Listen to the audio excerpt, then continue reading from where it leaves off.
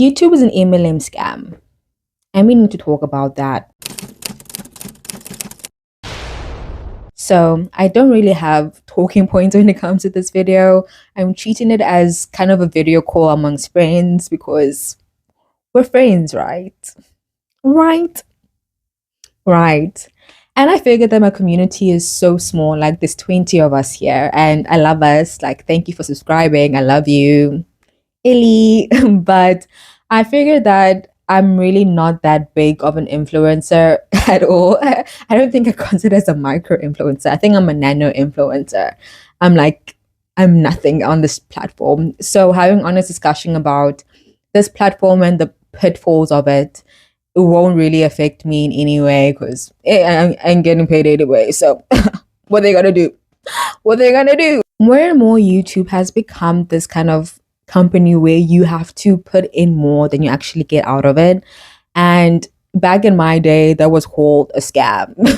I don't know, hands up, don't shoot. But like back in my day, that was called a pyramid scheme. Look, I understand that since this platform has become is becoming a more legitimate form of media and it's been more respected as a form of media. Of course, there's an expectation of quality when it comes to content on it. And of course, there's like expectation of the higher quality you put into it, the more visibility you're gonna get. I get it, but but look, for me, I grew up in 2010 YouTube. I was about maybe 7 or 8 when YouTube started actually bursting up in the scene.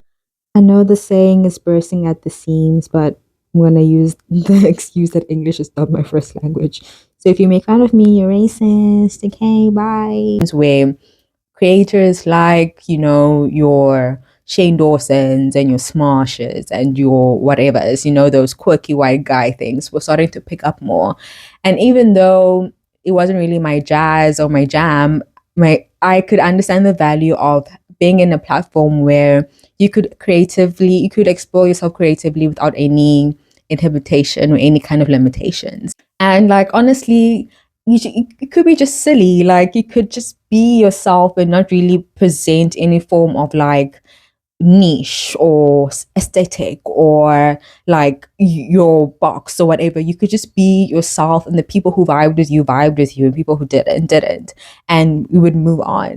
But I understand more and more since this platform is becoming actual like employment and jobs, there are like standards and policies that are being implemented into this platform. But I'm feeling, I don't know, maybe I'm just like an old curmudgeon and I'm just yelling at the clouds and I'm being bitter that I'm getting old. But I miss the silliness of this platform. I miss kind of the grace that we used to give each other on this platform. You could come on YouTube with a grainy camera, with a not great audio, with it's me, sorry, with not even like a good idea or good concept of what you wanted to do, but you had that space and that grace to kind of fumble through what you want to use this platform as. But now it feels like if you don't grab people within the next 5 seconds or in the next 5 videos that you post, the likelihood of you able to grow your platform and to grow your community is dead, or it won't happen. And I think that just comes with media in general of late. Like how many TV shows have we seen of lately that they didn't really have maybe the best season one, but you could see that they had really good bones. And if they just had the time to develop the story a little bit more, to grow the characters a little bit more, this could have been a great show. But now the market just like keep on moving and keep on moving, and we don't give entertainment, we don't give creatives the grace to fumble through things anymore.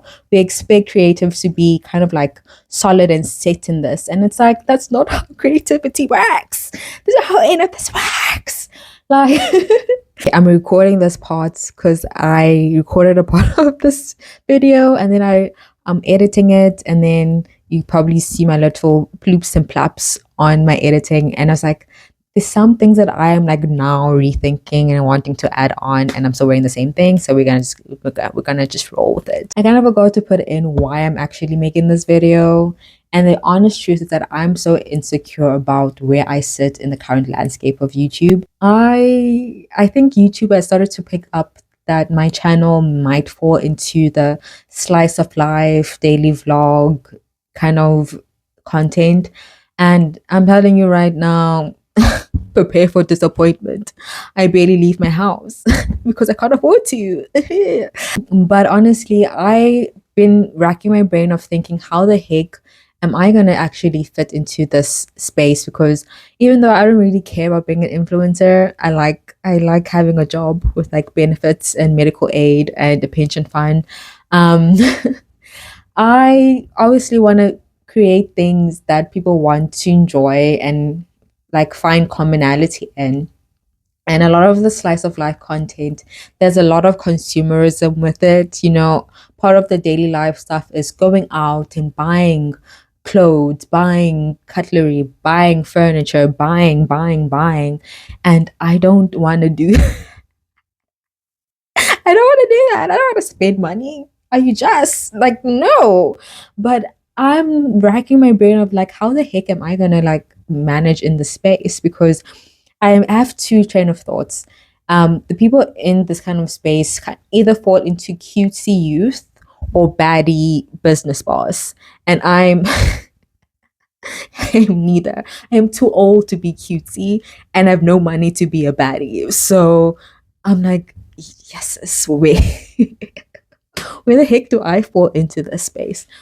And honestly, I'm just want to be me.